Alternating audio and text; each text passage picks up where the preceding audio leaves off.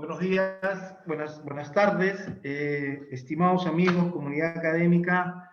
En esta oportunidad vamos a llevar a cabo el primer conversatorio virtual programado para esta noche, titulado Propuestas para la reforma del proceso penal.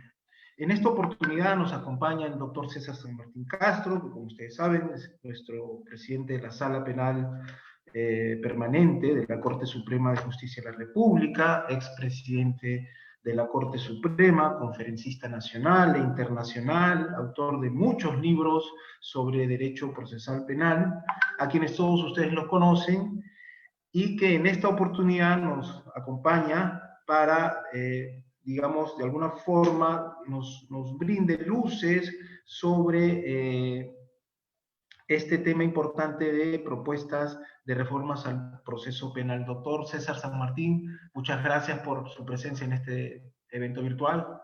A usted muchas gracias, que un saludo muy afectuoso a todos los que están enlazados y desde luego estamos a su disposición para conversar sobre temas vinculados a la reforma del sistema penal. A sus órdenes siempre. Gracias, doctor. Comentábamos que conforme a la nueva ley universitaria, hoy día ya se exige que los bachilleres y los egresados presenten un trabajo de investigación, ¿no? De la misma manera, en temas de maestría, doctorado, para los que están haciendo carrera judicial ya se exige estos grados, y es importante hoy en día pues tener elementos y temas. No es una problemática porque muchos de los estudiantes, tesistas e investigadores dicen, pero ¿qué vamos a investigar?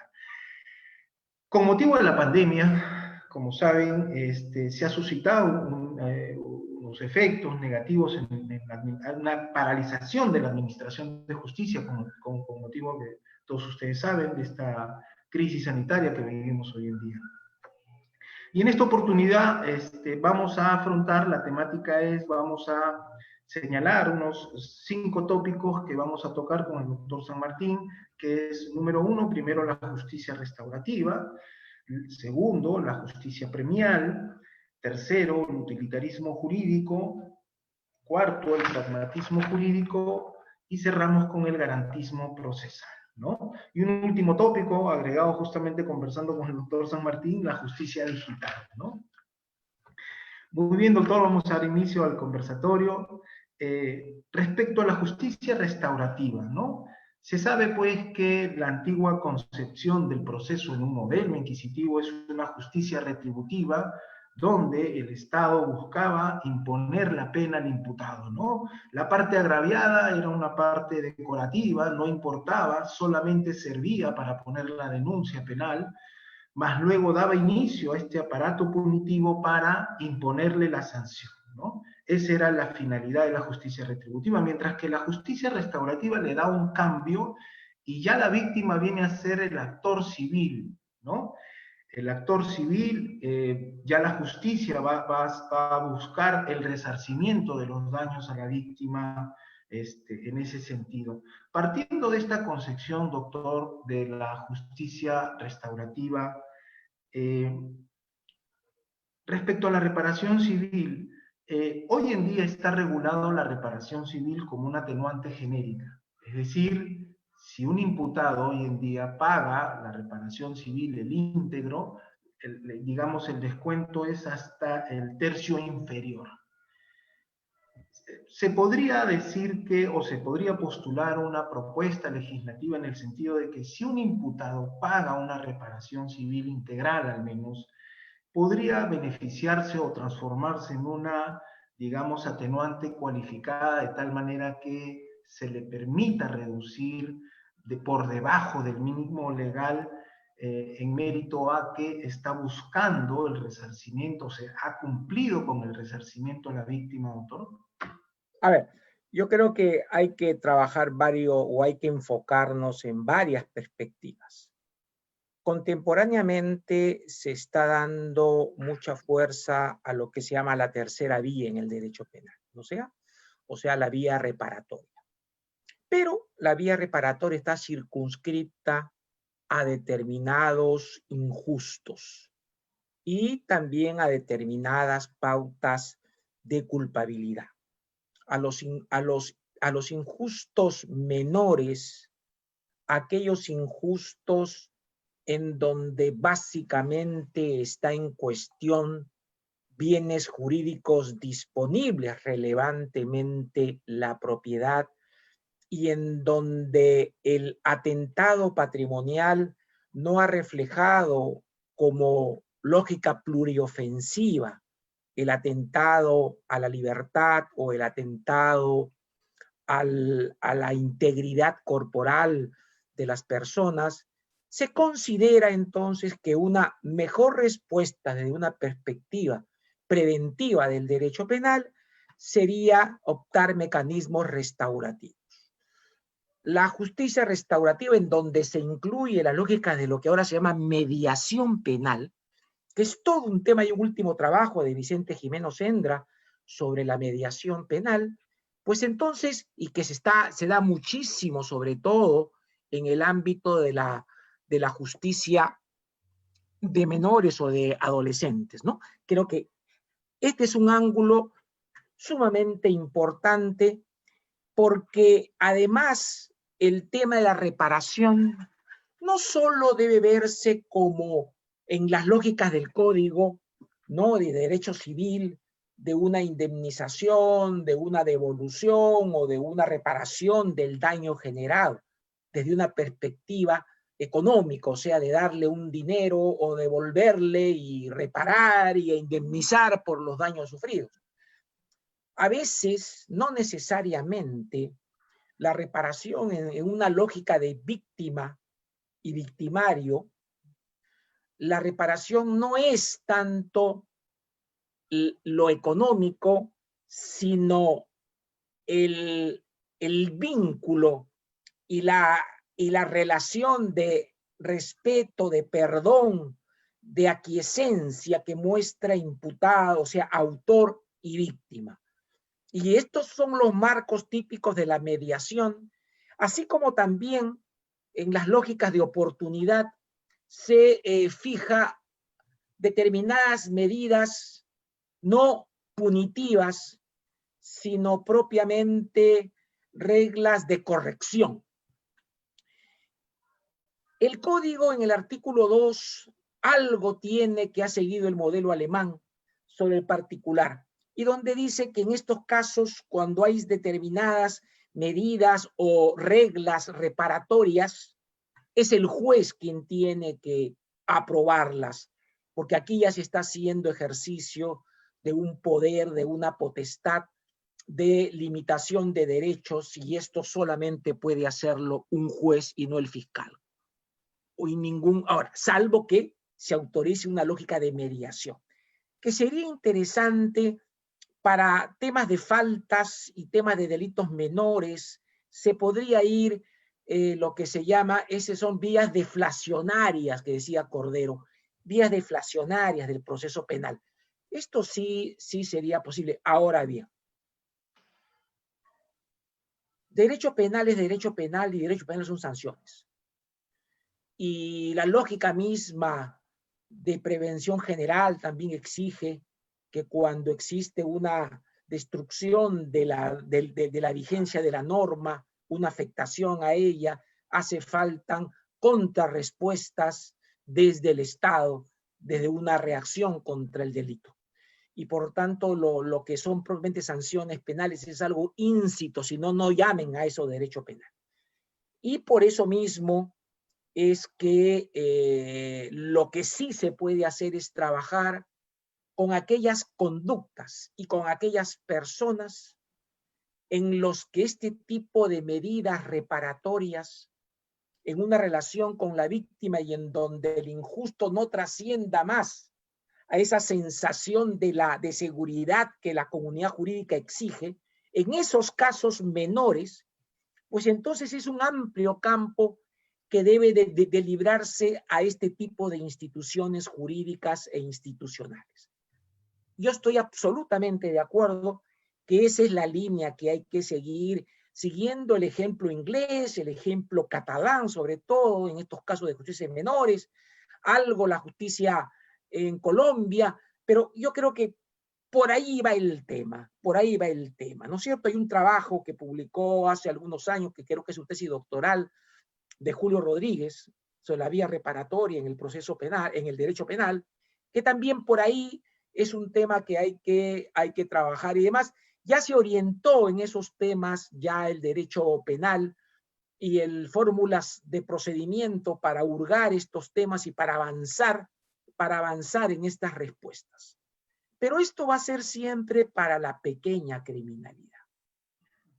De ninguna manera puede ser esto viable y razonable para la criminalidad tendencial, para la criminalidad grave, violenta, organizada, violenta, armada, olvídense. De eso sí, no, ni hablen de eso, de eso sería un absurdo.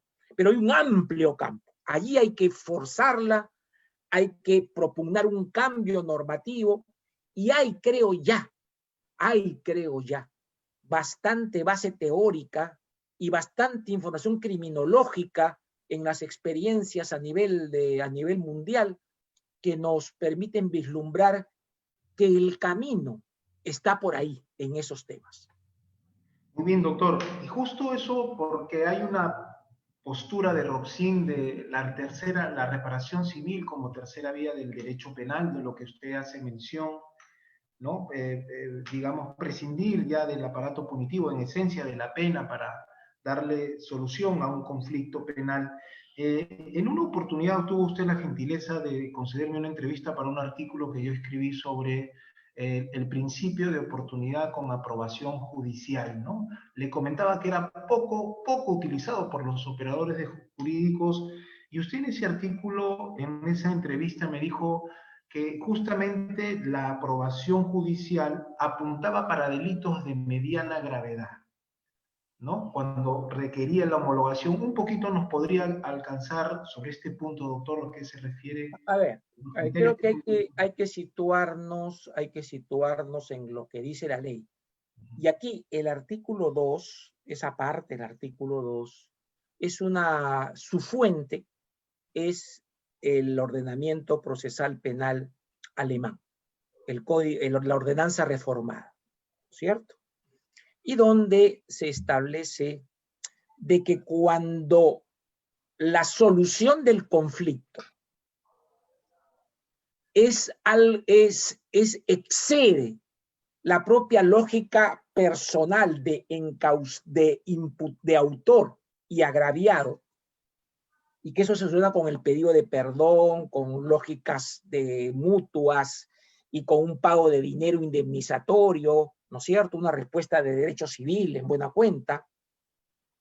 Pero cuando adicionalmente las exigencias preventivos generales y especiales imponen que eso sería insuficiente y sin acudir a la pena se puede acudir a medidas, a reglas de conducta, como diríamos ahora, como está en el Código Penal, para la condena condicional, para la reserva de fallo, y ese tipo de cosas.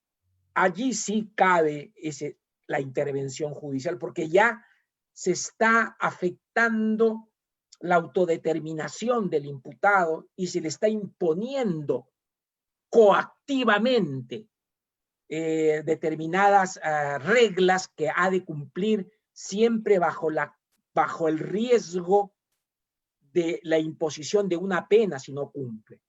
En esos casos ya se requiere, en aplicación del principio de proporcionalidad, como sabemos, la intervención del juez. Ahora, usted citaba a Roxin, pero claro, Roxin en ese tema es bastante conservadora.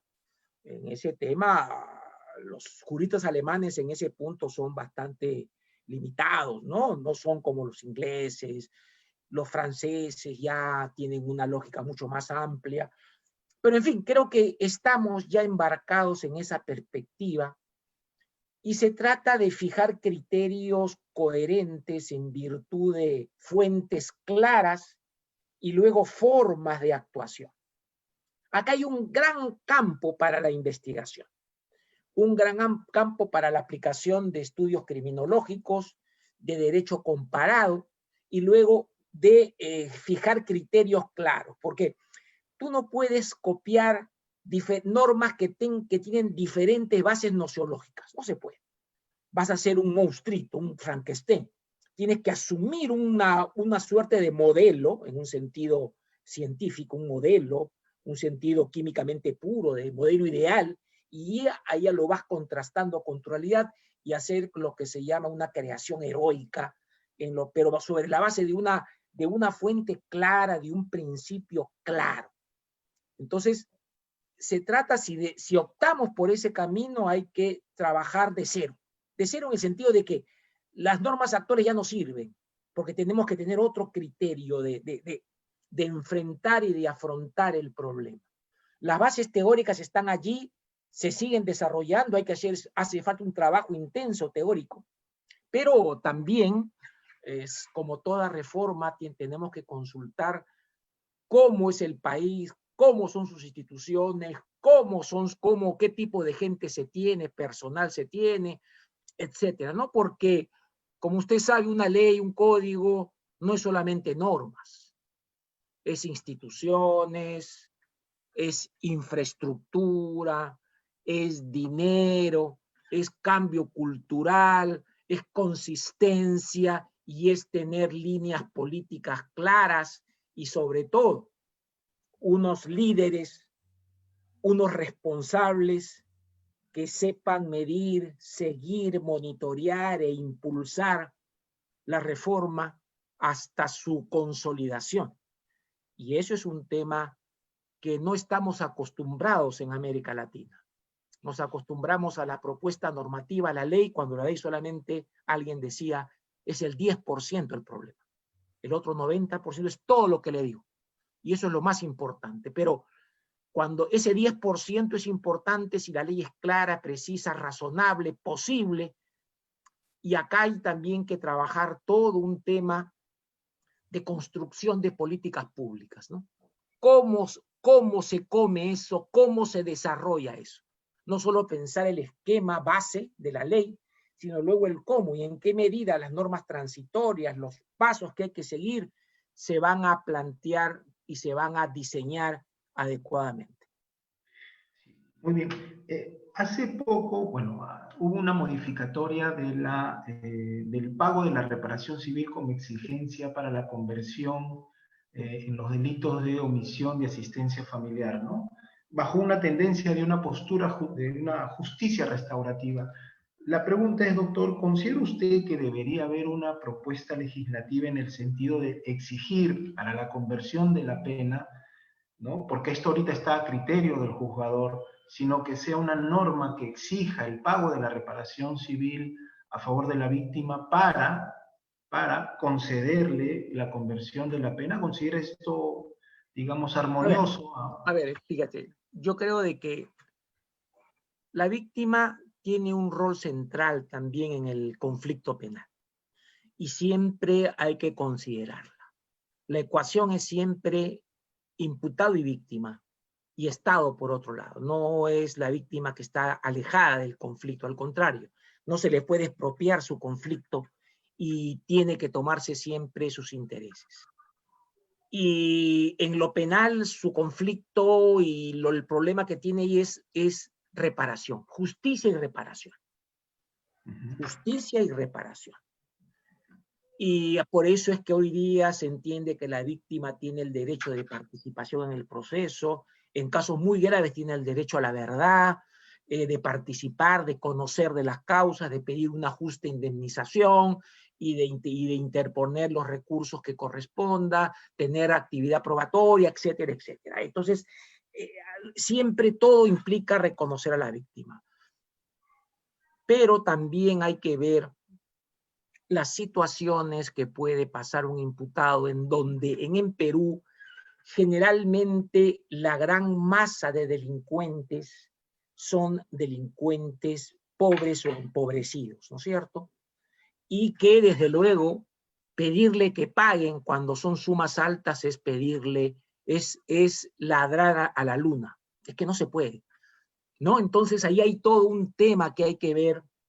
Y creo que hay que diseñar instituciones que tienen que al encausado hacerle sentir y que tome conciencia que debe pagar, el que daña paga. Esa es una lógica cultural que sí o sí tiene que estar claro. Que él no puede decir, no, soy pobre y no pago. No, pues, esa cultura del perro muerto no puede ser aceptada. Y además, el daño lo ha generado él, dolosa o culposamente, con su conducta delictiva, quien es por completo inocente, la víctima. Entonces, tampoco se trata de ser una lógica muy compasiva, sino una lógica justa. Y si bien, si decimos que o paga o se queda preso, es en muchísimos casos una condena a la cárcel permanente hasta que se cumpla su pena, entonces creo que hay que ver fórmulas, mecanismos en el que se controle el pago y en donde el imputado sienta que se está controlando, que si él se descuida porque no paga y ese dinero lo utiliza para otras cosas distintas a lo que significa su primera o su primaria obligación de reparar a quien hizo daño, pues entonces este señor tiene que regresar a la cárcel o no salir en todo caso. Pero lo que sí hay que ver estos esquemas. Yo creo que no es suficiente decir con una fianza asegurará. Bueno, si la tiene, pero esta gente no tiene nada, pues. Y si ponen fianzas es falso, pues, porque va a poner una palabra, alguien le va a firmar, eso no es así tampoco. Y además, en concepto jurídico, fianza no es solamente que yo firmo un documento, no, comprometo mi patrimonio en ese momento, ¿no es cierto? Eso es lo que tampoco se está viendo.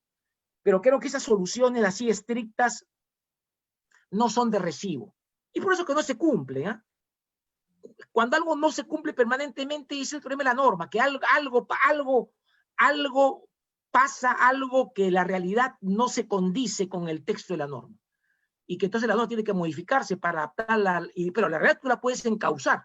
Y ese encauzamiento está en decir, bueno, usted va a pagar en tanto tiempo, usted va a tener esto, usted va a dar tanto porcentaje de lo que gane, usted va a tener que trabajar, usted se la busca, porque claro, nuestra economía es informal, ¿no? No se le puede pedir que trabaje. ¿Quién le va a dar trabajo donde la alta tasa de desempleo, donde la gente se crea su trabajo, ¿no es cierto? Se crea, pero esa obligación hay que centrar. Y creo de que en las lógicas psicológicas de los psicólogos y de los encargados de estos temas, siempre tiene que primar si el encausado tiene ya centrado esta lógica de sacrificarse y de darse todo de sí para pagar a la víctima. Pareciera que eso nunca está bien, ese punto no ven. Y como no ven ese punto, pues una vez que sale libre, ni más lo ves, ni más lo ves.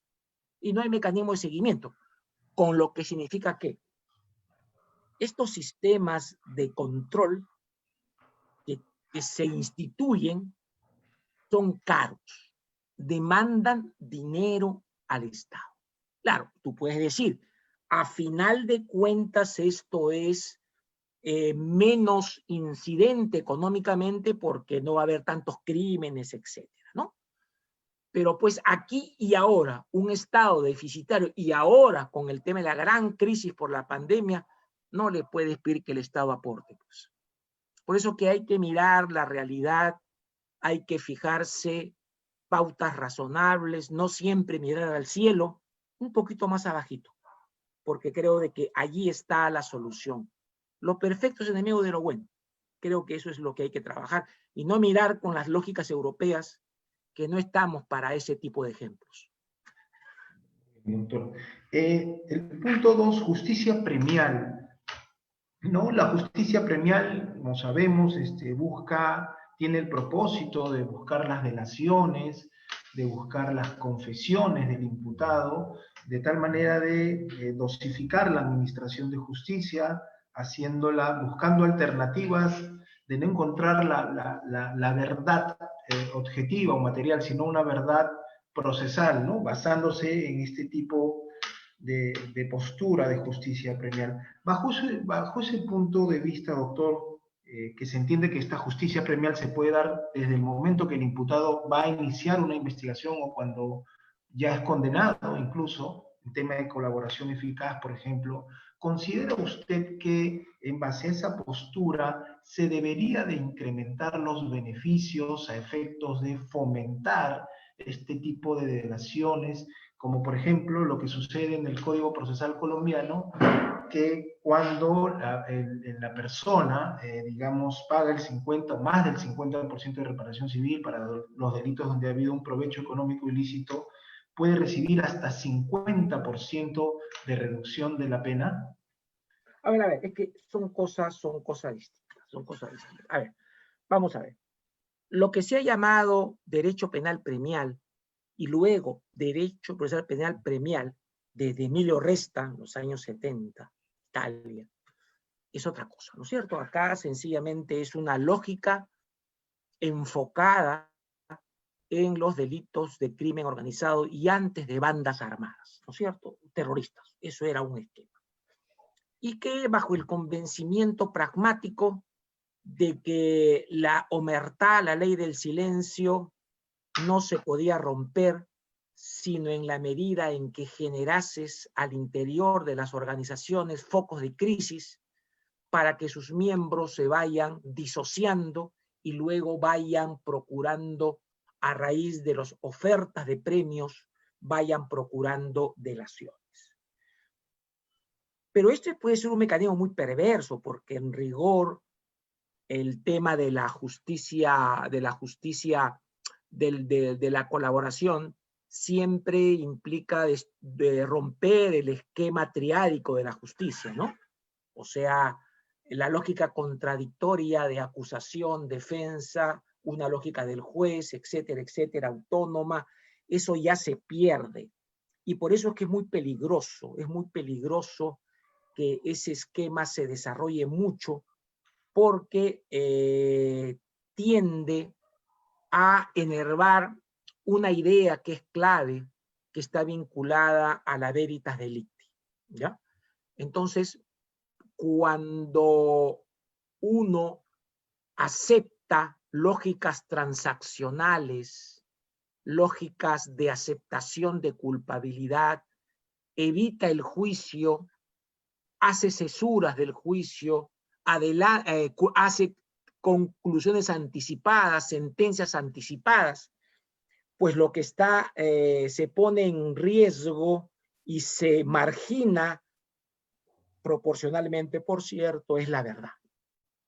No necesariamente todo lo que dice un arrepentido es cierto. Además, es una persona que es estructuralmente sospechosa, que hay que tener mucho cuidado con lo que dice, ¿no? Y además estamos hablando de sociópatas o estamos hablando de bandidos. Y el bandido básicamente es un sociópata o un disocial que lo que quiere generar siempre actúa en la lógica del engaño y de las informaciones exageradas o a veces falsas, pero se le da un contenido de verdad. Por eso aquí hay que tener mucho cuidado. Solamente la justicia, la colaboración, que es una cosa distinta, ¿no? La colaboración tiene que darse en casos como estos, casos muy graves, casos de organizaciones, pero como usted ve, hay un tema que hay que tener presente. No es que por la ley es que se genera una correcta o una eficaz lucha contra el crimen organizado. No.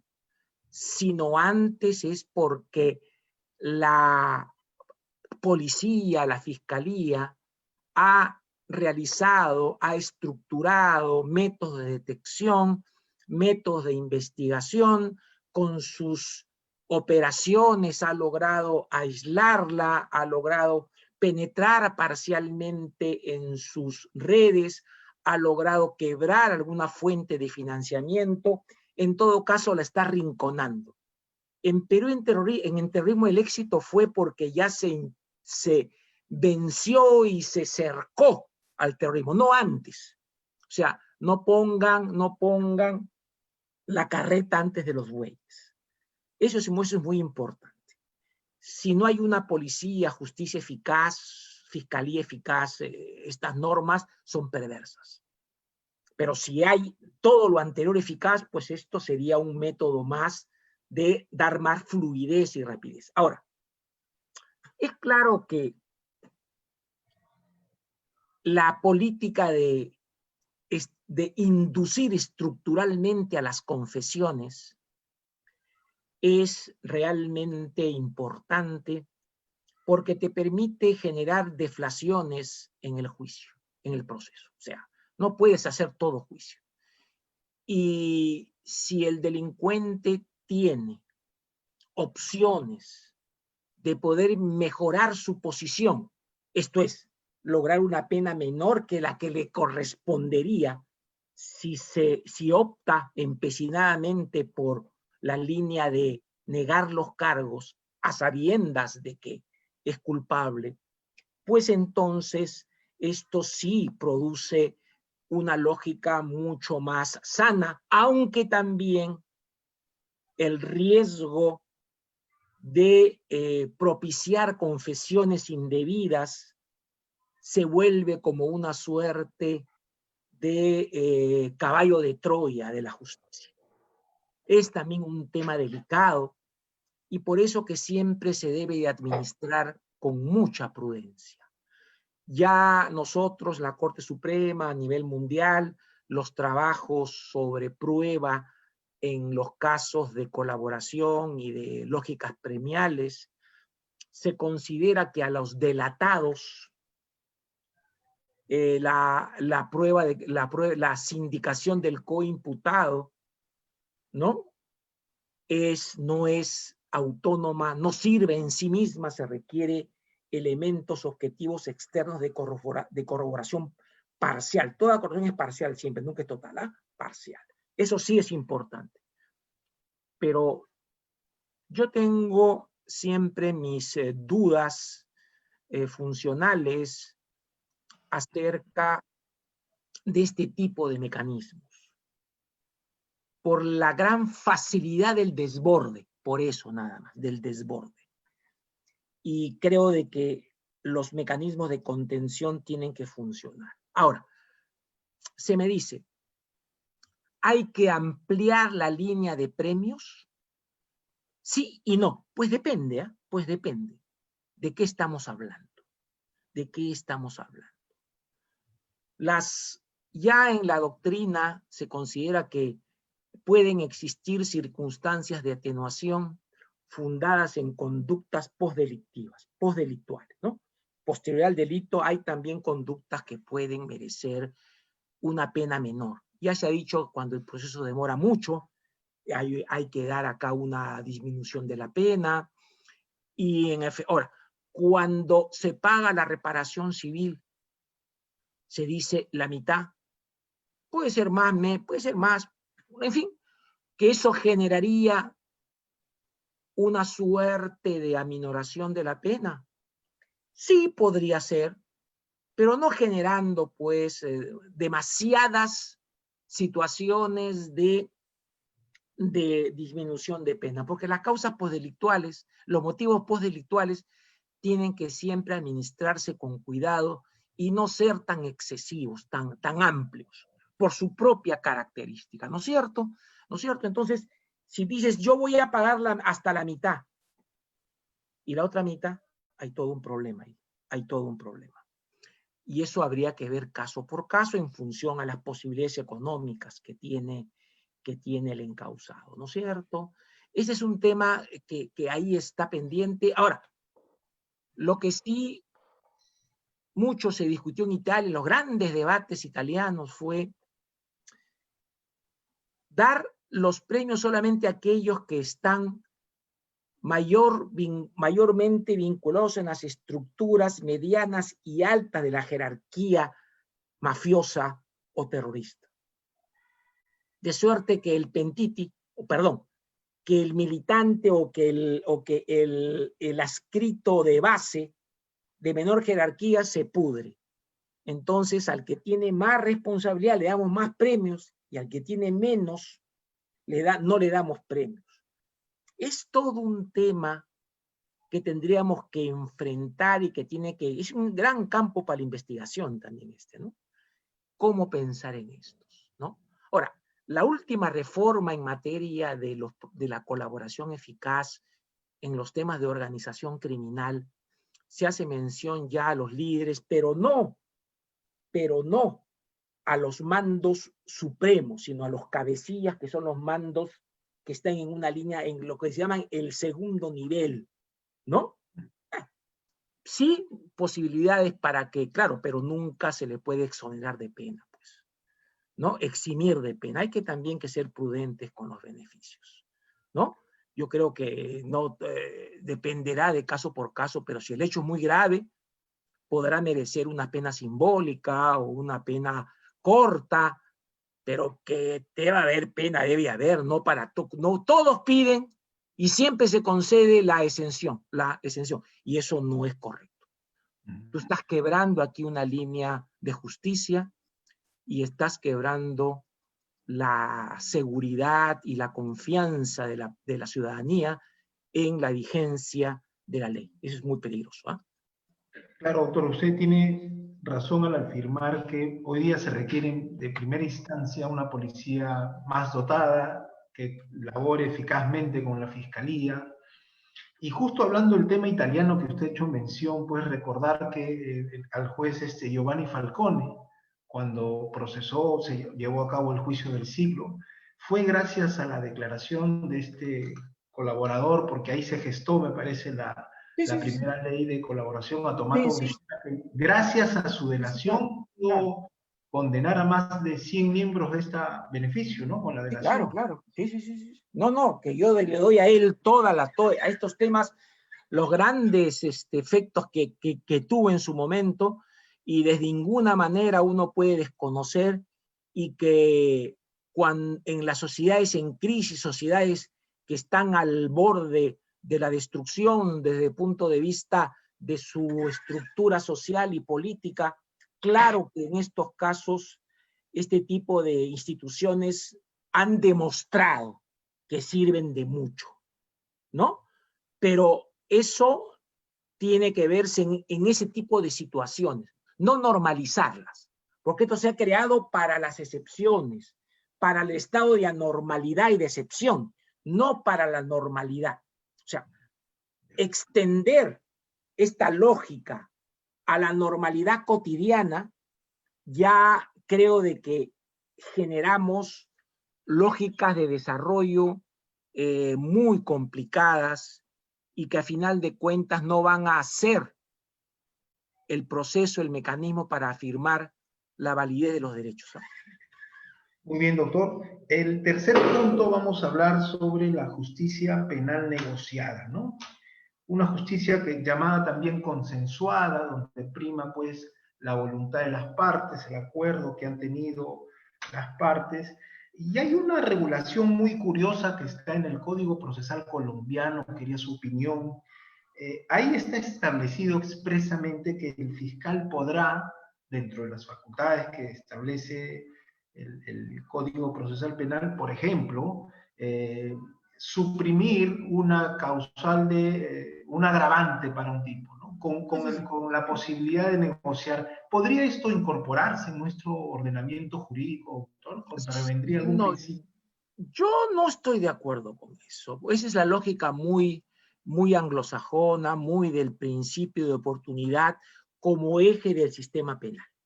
Nuestro sistema es legalidad y excepción es la oportunidad. En ese tipo de esquema se inverte el tema siguiendo el modelo anglosajón, del civil law, del common law, y ese modelo a mí no me seduce, no me llama la atención, y creo que debe de ser adecuado incorporarlo por una serie de consideraciones. Pero, porque si hay algo que se ha mantenido históricamente presente en la evolución del proceso en el civil law, ha sido siempre la veritas delicti, verdad, justicia, paz jurídica, ¿no? Uno lo que puede hacer es, sobre la base de los hechos, generar pautas, reglas, como se ha hecho, para disminuir la pena, pero de ninguna manera a sabiendas y por el hecho de transigir, generar hechos que no son los que han ocurrido, ¿no es cierto? Si eso ha sido un asesinato, no se le puede voltear a decir homicidio por imprudencia, ¿no? Yo creo que ahí sí los hechos son los hechos y los hechos es la base de toda aplicación de la ley. Tú no puedes cambiar los hechos. Otra cosa es que en la discusión fluya que lo que el fiscal creyó en un momento y postuló no es así, y los hechos son de modo distinto. Pero siempre tiene que haber una lógica clara de coherencia entre realidad y derecho. Yo creo que es suficiente introducir las causales, los beneficios premiales, puntuales, claros, llanos, porque si hay algo que no podemos perder de vista siempre es la precisión de las normas y que para evitar el intuitivismo y el activismo es criterios normativos muy claros y precisos. Nada de cambiar los hechos o los tipos penales por el hecho mismo de llegar a una transacción. Porque si el fiscal va sin pruebas a transigir, pues desde luego el abogado de defensa se lo come vivo, ¿no? Y si el fiscal tiene bases suficientes, pues va a imponer una realidad muy aproximada a lo que realmente ocurrió. Depende de eso, ¿no? Claro, porque en la práctica vemos, doctor, que conversando con muchos magistrados fiscales, por ejemplo, dicen, bueno, no tengo todas las pruebas, solamente tengo algunas, y en base a eso en la práctica es lo que acontece. Me dice, en la práctica yo lo hago, me dice. Digamos de alguna forma, antes que se me caiga todo el caso, y le pongo un ejemplo, ¿no? Una denuncia de un chico que le arrebata la cartera a la chica, ¿no? Lo intervienen al chico, pero el chico sostiene de que él la ha sustraído sin violencia, mientras que la agraviada le dice, no, él me lo ha arrebatado. Ha habido un forcejeo y consecuentemente robo, ¿no? Entonces, no hay cámaras, el fiscal va a postular, obviamente, partiendo de la verdad de la víctima, robo, ¿no? Partiendo de la verdad, pero en esos casos, digamos, de alguna manera se da esta facultad, este cambio, porque yo lo he escuchado en sus ponencias, doctor, cuando usted dice claramente, el fiscal es el señor de los hechos, él postula los hechos, ¿no? El juez decide sobre lo que el fiscal, ¿no? Y sobre ese punto es muy importante porque el mismo Código Procesal colombiano dice que en un acuerdo, en una justicia penal negociada, el juez únicamente se remite a hacer un control de garantías. Y cuando he revisado las audiencias que se llevan a cabo en Colombia, el juez lo único que le pregunta al imputado, señor imputado, señor imputado, en la negociación usted ha sido coaccionado, ha sido timado, ha estado presente su abogado, ¿no? Usted sabe la pena que va a recibir y suficiente. Ese es el único control. Contrastado esto, ustedes han sacado un acuerdo plenario sobre la terminación anticipada y especifica claramente que el juez hace un control de legalidad sobre los supuestos de los hechos. Ese punto quería que nos aclare, doctor, hasta qué punto... Sí. Ahora, esa discusión o ese planteamiento tiene su sustento en la jurisprudencia constitucional italiana. Tenga usted en cuenta que estas figuras la hemos recepcionado de Italia.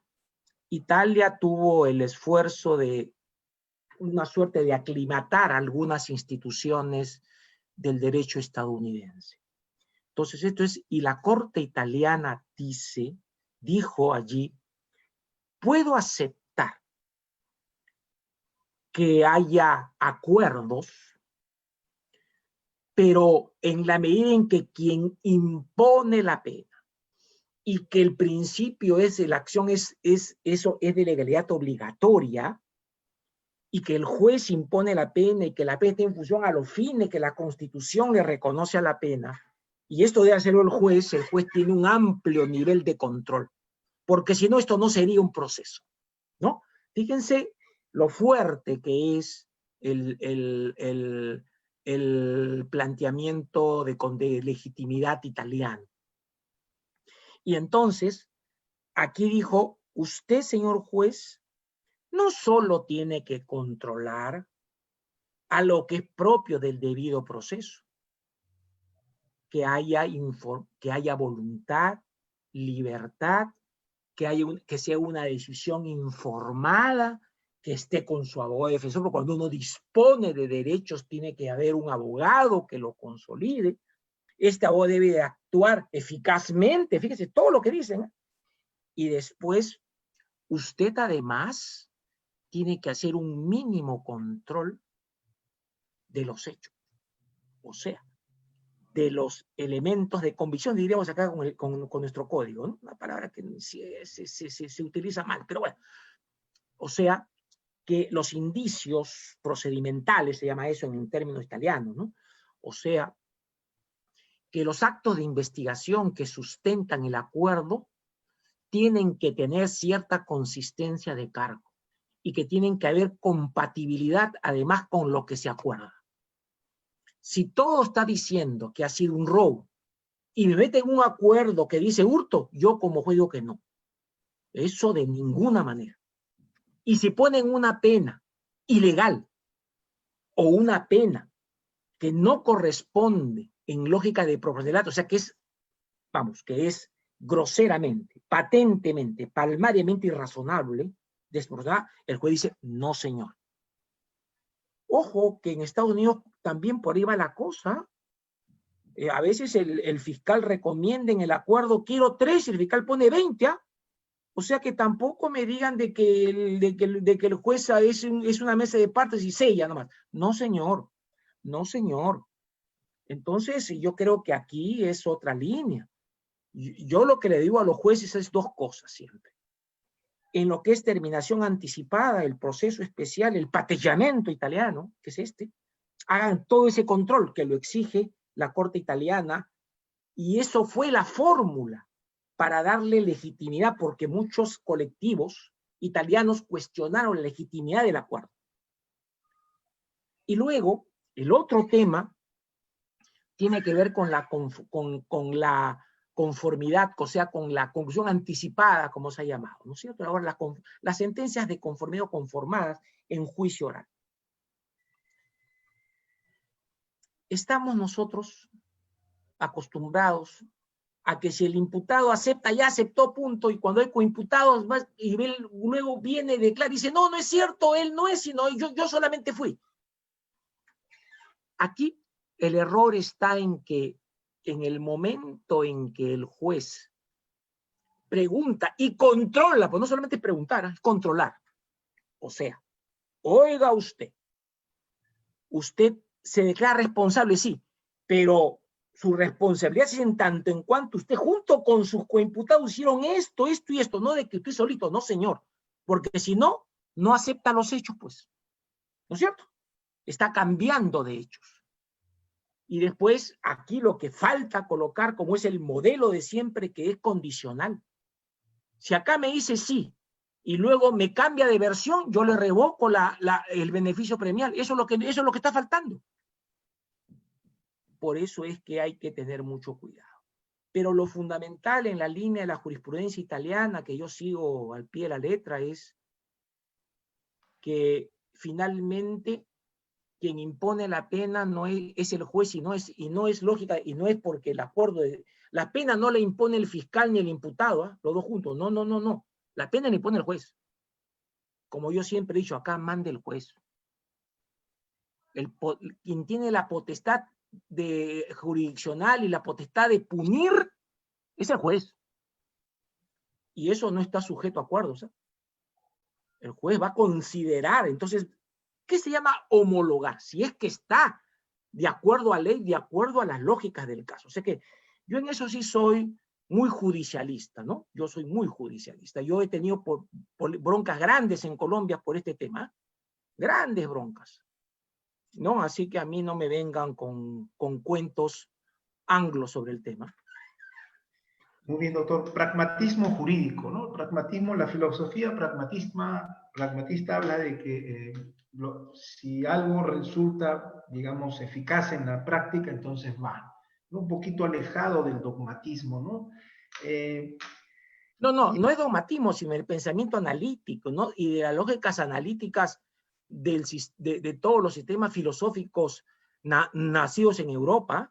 Cuidado. Claro. Una cosa es el pragmatismo estadounidense y otra cosa son las filosofías analíticas del mundo eurocontinental y de nuestro sistema de cultura. Son dos modelos de cultura. Sé que a mí pragmatismo, al cuerno con pragmatismo. A mí no viene con pragmatismo, ¿eh? Muy bien. Este pragmatismo que habla sobre todo si lo que resulta de la práctica, o sea, qué es lo que se da, qué es lo que se exprime en la práctica, y justo esto lo conversábamos, doctor. Normalmente en un proceso de un procedimiento de determinación anticipada, en muchas ocasiones, bueno, ya el acuerdo plenario que sacaron ustedes ahí en la Suprema, hablaba de que el juez aprueba o desaprueba el acuerdo. Pero ¿qué pasaba en la práctica? ¿Y qué es lo que se da en la práctica? ¿No? Por eso hablo de pragmatismo jurídico, lo que se da en la práctica. Es que muchos magistrados me comentan que normalmente cuando se da este procedimiento especial, lo que dice, apágame la cámara, apágame el audio. Y al apagar el audio lo que hacen es, el juez interviene en este procedimiento haciendo proposiciones y le dice al imputado, mire, usted paga el íntegro de la reparación civil y acá ponemos bajarle la pena y cerramos la audiencia, lo reprogramamos para la tarde, consígase el dinero y cerramos acá. Yo le decía hasta qué punto, fíjense esto que se da en la práctica, doctor, en muchas cortes de distintos distritos judiciales, hasta qué punto, y eso es algo que le hice la pregunta en su oportunidad, hasta qué punto el juez, como árbitro de un proceso penal, puede participar en esta negociación sin que se vulnere el principio de imparcialidad. El juez no es árbitro, el juez es juez. Así que nada de árbitros conmigo.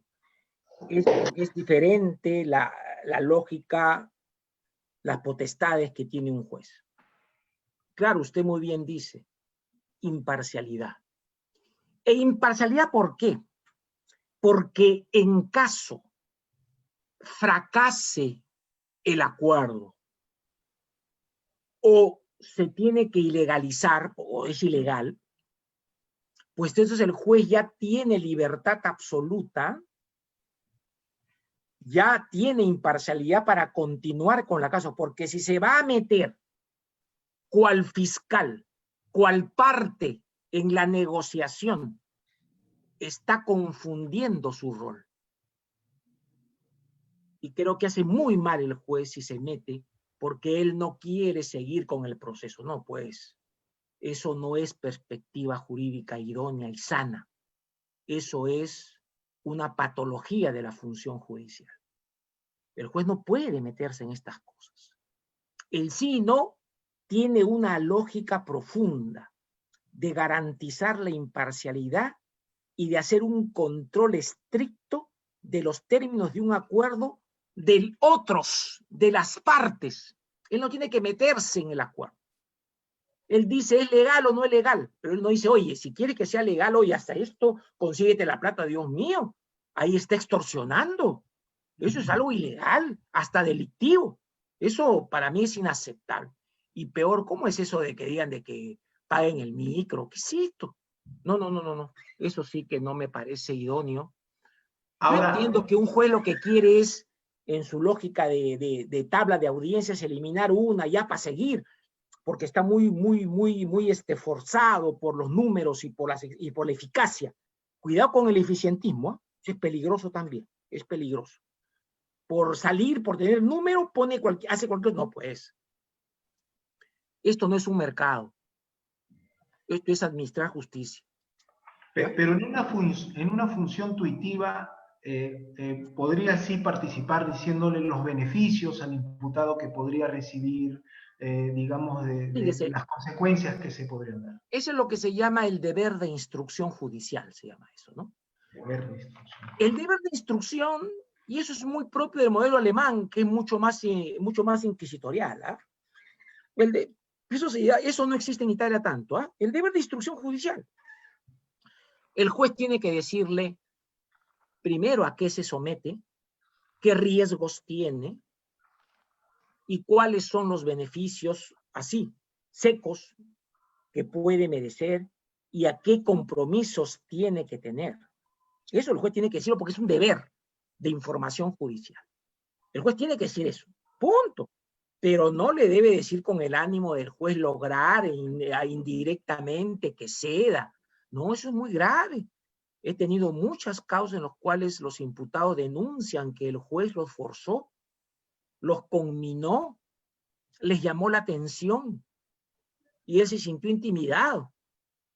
Esto puede ser cierto, puede ser una gran mentira, pero ya que se diga eso, cuando el río suena, ¿no? Hay que tener mucho cuidado con esto. Al encausado nunca tutearlo, es una persona con su dignidad presente y tiene que tratársele como tal. Y con la distancia y el respeto que corresponda, pero de allí ni un milímetro más ni un milímetro menos. Doctor, para no salirnos del tema de la conclusión, de la terminación anticipada en estos procedimientos, y ya conocido su posición digamos, de no estar acorde con el sistema anglosajón, en el common law, por ejemplo, hay lo que se llama la doctrina, acá está, la doctrina Alford. Y es de un caso, y en Estados Unidos se permite que el imputado acepte el acuerdo, pero no acepte la responsabilidad del delito. El no lo contendere. Sí, exacto. Así se llama. ¿Hasta qué punto, doctor, podría ser? Porque conversando con algunos colegas abogados dicen, no, mi cliente está procesado por lesiones graves, por atropellar. No se considera responsable penalmente, pero como es una persona honorable, quiere pagar la reparación civil, pero obviamente no quiere consignar en la terminación anticipada que él se considera responsable del delito. Mi pregunta va por eso. ¿Hasta qué punto podría eso consignarse, teniendo en cuenta, doctor, que al aceptar una terminación anticipada renuncia al derecho a ser juzgado o a ser condenado? A ver, dentro de la actual legislación eso es imposible, porque tiene que reconocer responsabilidad penal y civil. Otra cosa es que cuestione y puede litigar sobre la pena y sobre el quantum y la extensión de la responsabilidad civil o reparación civil. Es otra cosa. Él tiene que reconocer responsabilidad. Entonces, según nuestro sistema y que apunta el concepto de justicia es de búsqueda de la verdad, pues esos son modelos en donde la verdad es meramente consensual. Pero si nuestro sistema de base es la verdad como realidad, como correspondencia, inaceptable. Ahora bien, pero en el código, ya en el procedimiento que es una pura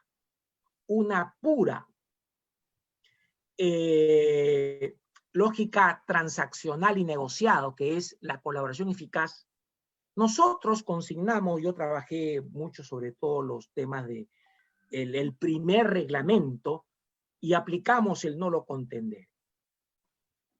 Porque de lo que a mí no me, como juez, no interesa que él diga, yo actué pero sin responsabilidad penal, bueno, ya diga lo que quiera, pues. Pero él está diciendo, a mí lo que me interesa es, te voy a dar un premio, yo baso en que eres culpable y en función a la calidad de tu información, yo voy a medir una respuesta punitiva con lógicas graciales o graciosas. Punto. Pues ahí se aplica el nolo contendere, ¿ya? Pero aplicarlo luego esto a un mecanismo que es parcial, es expresión sí del principio del consenso, pero en una línea menor, en los marcos de un proceso formalmente contradictorio, en el momento estelar, él decide aceptar los cargos, responsabilidad penal. O sea, el modelo de transacción tiene unos límites.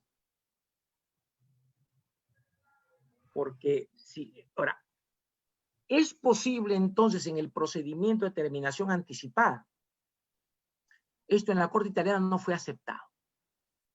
Que diga, bueno, me someto a todo, pero no soy culpable, solamente no voy a contender, no voy a cuestionar. Oye, ándate al cacho. Oye, no, por favor, esto es serio. Si dices que no, pues pierdas o ganas. ¿Cómo que mi cliente es muy íntegro? ¿Cómo va a ser íntegro aceptar culpabilidad y pagar por algo que no ha hecho? No, no, no. Eso tampoco, eso violenta exigencias mínimas de presunción de inocencia. Y las garantías no son disponibles en este nivel, ¿no es cierto? Creo yo. ¿Por qué? Porque nuestro sistema de derechos fundamentales tiene un carácter objetivo también. Por eso es el tema. Fíjense cómo es la línea, el concepto mismo del ordenamiento, tal como lo concebimos, es que aquí está en juego. ¿Ya? Muy bien, doctor. El garantismo procesal.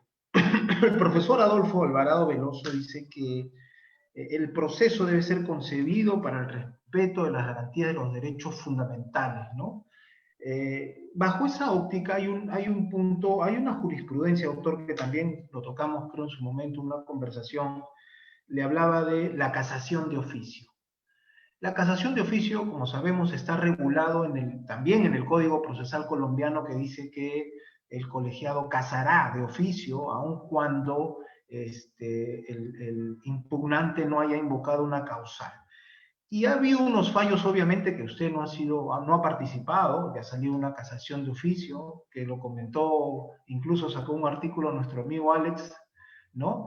Que se dio el colegiado aceptó una causal que no fue invocada por las partes y casó la sentencia. ¿Usted considera, bajo ese punto de vista, que es posible que se regule, al igual que en el modelo colombiano, una casación de oficio, doctor, o tiene que prevalecer el principio de congruencia procesal? Si tú no invocaste una causal, yo no me pronuncio sobre esa.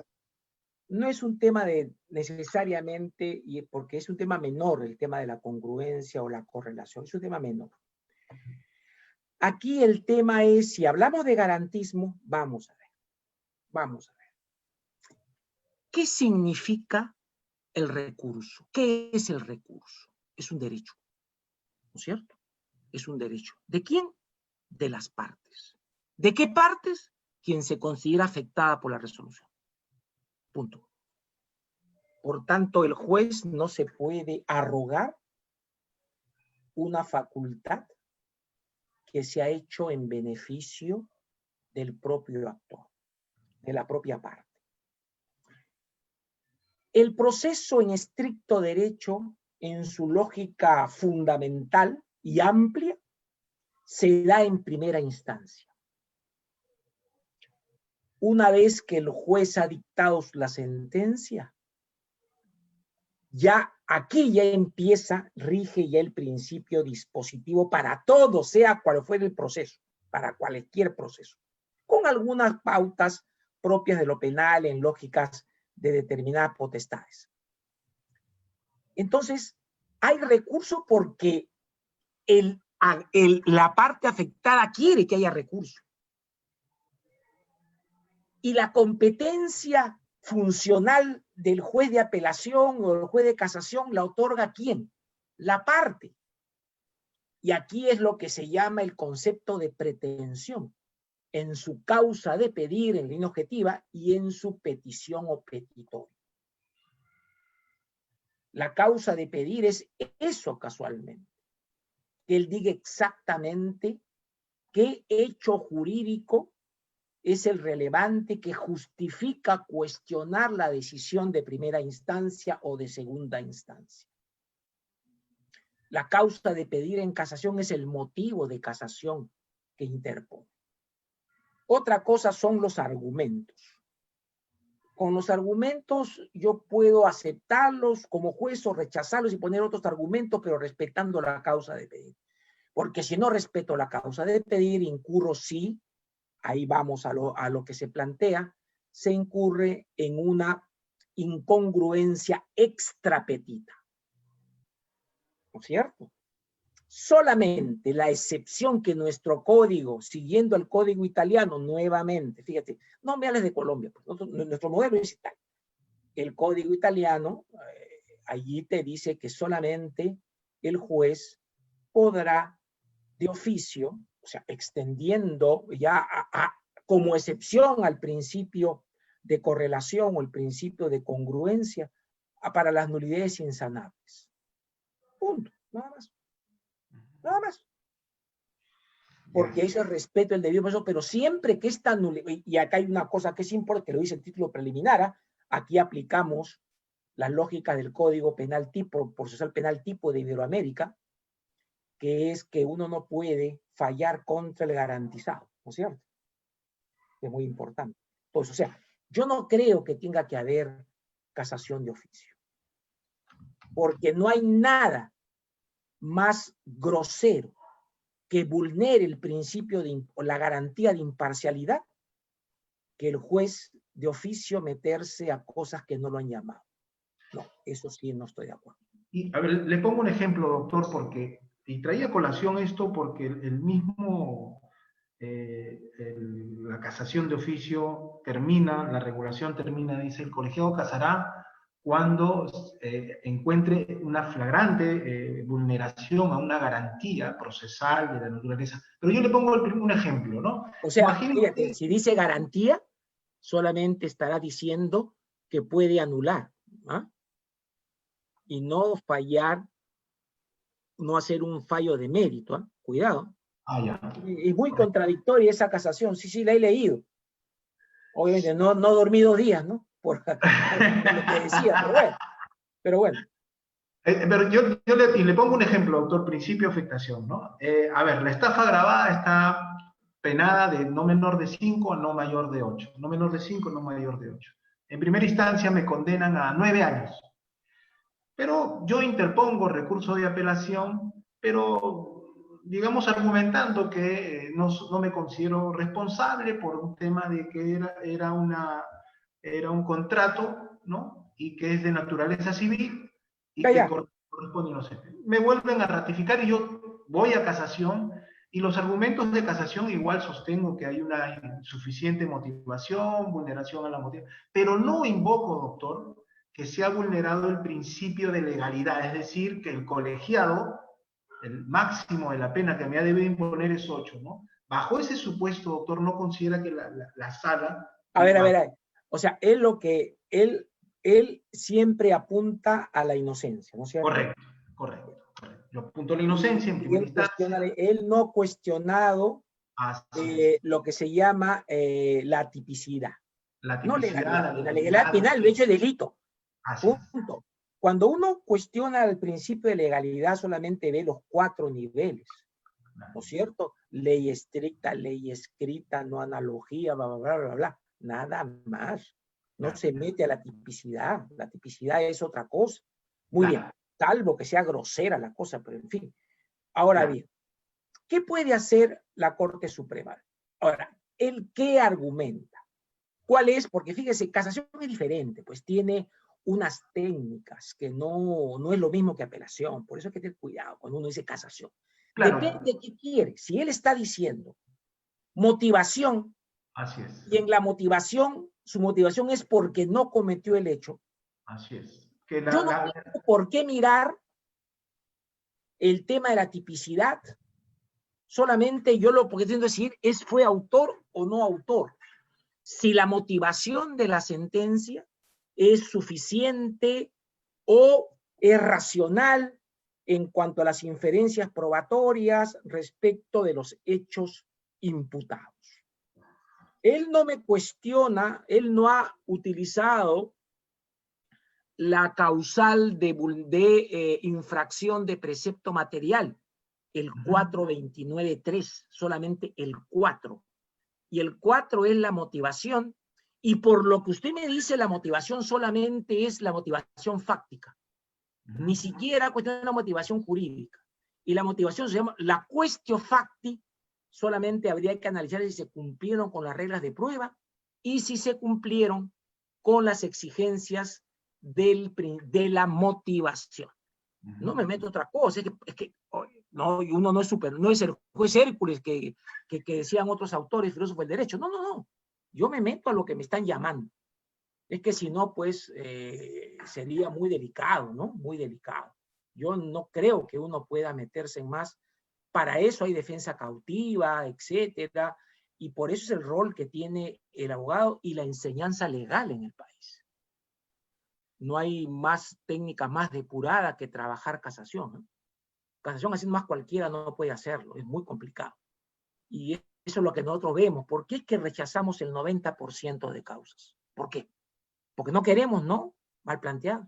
Yo voy a decir, no, pero que el tema de que tenemos que ir a proteger los derechos fundamentales, no, pues, esa palabrita sirve para la demagogia, ¿no? Para el populismo, pero no es una rigurosidad que demanda la ley y la Constitución para tratar los temas. Doctor, y el último punto, justicia digital, que es lo último que hemos abordado previo a este evento. Hoy en día ya se está cuestionando el principio de inmediación, ¿no? Mi pregunta es, ¿hasta qué punto el principio de inmediación se ve afectado con la justicia digital que vamos a tener ahora con el uso de las plataformas virtuales, ¿no? ¿Hasta qué punto se podrá decir no se puede o sí se vulnera el principio de inmediación? A ver, la doctrina ya ha trabajado el tema de la justicia virtual, de lo que ahora se llama el legal tech. No, ya se ha trabajado esto. Y la realidad, la cuarta gran revolución industrial, que era de la tecnología, de la información y del conocimiento, ya es imparable. Y hoy día con la COVID-19 se ha vuelto la oportunidad para poder transformar la justicia y ya trabajar con la justicia digital, tanto en los planos de utilizar las comunicaciones, sobre todo la tele y la videoconferencia para audiencias y para diligencias en general, como para trabajar el expediente electrónico, cuanto la llamada inteligencia artificial para lograr que por medio de la cibernética podemos crear Big Data y podemos utilizar estos instrumentos para facilitar grandemente la labor de la justicia, y también hay una transformación de los estudios de abogados, cómo se trabaja, y además hay una serie de servicios que se prestan grandes empresas que hasta están reemplazando en varios temas al abogado. Es todo un sistema, inclusive ha habido grandes litigios en Alemania, en China, acerca de las empresas que dan servicios de asesoría jurídica mediante Internet a todas las partes. Y muy barato, sobre todo muy barato. A ver, le digo. En lo que se llama la inteligencia artificial, ejemplos contemporáneos, o sea, de ahorita, lo está utilizando, por ejemplo, la Corte Interamericana de Derechos Humanos, la está utilizando la Corte Constitucional Colombiana, la está utilizando algunos sectores de la justicia argentina. ¿Y para qué sirve? ¿Y para qué sirve esta inteligencia artificial? Que el sistema que se ha diseñado es el famoso sistema Prometea. Prometea, ¿qué es lo que hace? Como un gran sistema de inteligencia artificial. Primero, constata datos de expedientes remitidos. Segundo, archiva y carga el seguimiento de expedientes. Segundo, clasifica por temas las causas que ingresan y las sentencias que se emiten. Cuarto, publica dictámenes y sentencias en la página web oficial. Quinto, controla manualmente las piezas procesales y también hace búsqueda de sentencias, artículos académicos e informes de organismos internacionales. Luego sistematiza jurisprudencia. Luego hace seguimiento de resoluciones, sobre todo, fíjense cómo se está utilizando, por ejemplo, para derechos o para procesos vinculados a derechos a la salud o derechos laborales, y en penal, ¿sabéis para qué? Para controlar, por ejemplo, los plazos y los tiempos de la prisión preventiva, para ver qué se está haciendo y cómo lograr de que el proceso culmine antes de que venza el plazo de prisión preventiva. Lo que uno hace se demora 4 días en hacer, esto te lo hace en 4 minutos. ¿Ya? Eso es inteligencia artificial. Y utilizar la tecnología de la información y del conocimiento no solo te sirve para hacer audiencias, sino también y fundamentalmente en todo el campo de la llamada prueba electrónica. Ahora todo se hace en red y por tanto los delitos y las pruebas tienen esa lógica de también de tener, es la prueba electrónica. Esto tiene que regularse, ¿no es cierto? Como también en el código tienen que regularse nuevamente todos los medios tecnológicos para la investigación del delito. Por ejemplo, el último código, la última reforma de 2005, de 2005 creo, sí, española, o 2015, perdón, que estoy hablando, ha incorporado, por ejemplo, utilización de dispositivos técnicos para captación de imágenes, seguimiento y localización, registro de dispositivos de almacenamiento masivo de información, registro remoto sobre equipos informáticos, meter un troyano en otro sitio con orden judicial para captar información, ¿no? Registros remotos sobre equipos informáticos, etcétera. Todo esto no se ha incorporado. Y tiene la gran reforma ahora es la tecnológica. Meter la tecnología en el proceso penal. Lo demás son cuentos. Ahora bien, ya también la doctrina ya es básicamente uniforme, conteste, primero, en que el principio de inmediación es solo un principio que persigue la presencia de la intervención del juez en la actuación de la prueba para mejorar la calidad de la información y para controlar adecuadamente la obtención de información ante el interrogatorio de las partes. Eso es el sistema, eso es inmediación. La inmediación nos sirve para valorar la prueba. Ahora bien, los sistemas de realidad virtual. Usted me está viendo el público, ve mi rostro, mis gestos, mi expresión, me ve todo, todo. Entonces, el juez aquí puede, como es en tiempo real y es comunicación directa, y que uno puede interrumpir, y además en los sistemas de videoconferencia, como nosotros tenemos el Google Meet, por ejemplo, uno puede hasta grabar, uno puede entregar el dispositivo, el USB a la parte, uno puede interrumpir, uno puede preguntar, uno puede repreguntar y expresa atención. Realidad virtual es igual que realidad natural, pues física. Por tanto, no hay absolutamente ningún problema. Y cada vez que mejoramos la tecnología con claridad de imagen, con mejoramiento de las cámaras, con mejoramiento de la red, con el sistema de interacción cada vez más limpio y más rápido, ¿dónde está que entonces no vamos a poder tener presencia y estar controlando la realización de la prueba? ¿Dónde? No hay absolutamente ningún problema. Entonces, Nada de que la realidad virtual lo que hace es alejar. Ahora, obviamente, y nosotros hemos dictado un reglamento de audiencias que casualmente permite y garantiza el derecho de defensa, por un lado, y la absoluta realidad o legalidad y espontaneidad en la declaración de quien está siendo interrogado.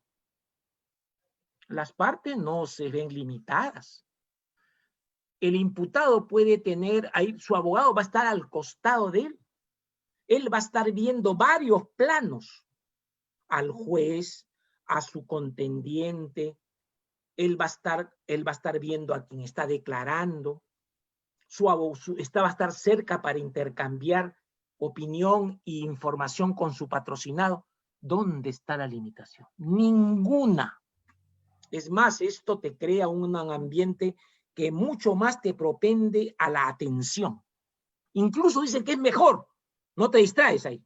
Estás ahí, pendiente. Entonces, no hay en principio nada desde un punto de vista tecnológico y jurídico que diga de que la inmediación o algún otro derecho o principio constitucional se vaya a ver afectado con la justicia digital. Además, la justicia ya ingresó, ya está. Así que hacen mal quienes se quieren oponer o ponen reparos. ¿Por qué? Porque van a ser dejados por la historia. Es sí o sí te adaptas. O te adaptas o estás fuera de la normalidad o estás fuera de la actualidad. Como dicen, doctor, ya nada va a ser igual. No, sí, está claro. Doctor, le agradecemos infinitamente su tiempo. Hemos tomado nota como 30 temas de tesis, doctor. Hemos descartado también algunos. Muy bien, pero muy sobre bien. todo ha sido muy fructífero de cara a los trabajos de investigación que vamos a realizar con el tema de la pandemia. Muchísimas gracias, doctor, por su tiempo. Gracias, buenas tardes, buenas noches y a todos que me han escuchado. Pues son ideas, acá no hay ninguna bula papal, acá solamente son opiniones y se trata siempre de escucharlas y de plantear el debate, de interrogarse siempre, y creo que siempre vamos a estar con la duda, porque creo que la duda es lo que hace avanzar la ciencia. Gracias, tengan muy buenas noches. Hasta luego. Gracias, doctor. Gracias, doctor. Hasta luego. Hasta luego. Gracias a ustedes. Hasta luego.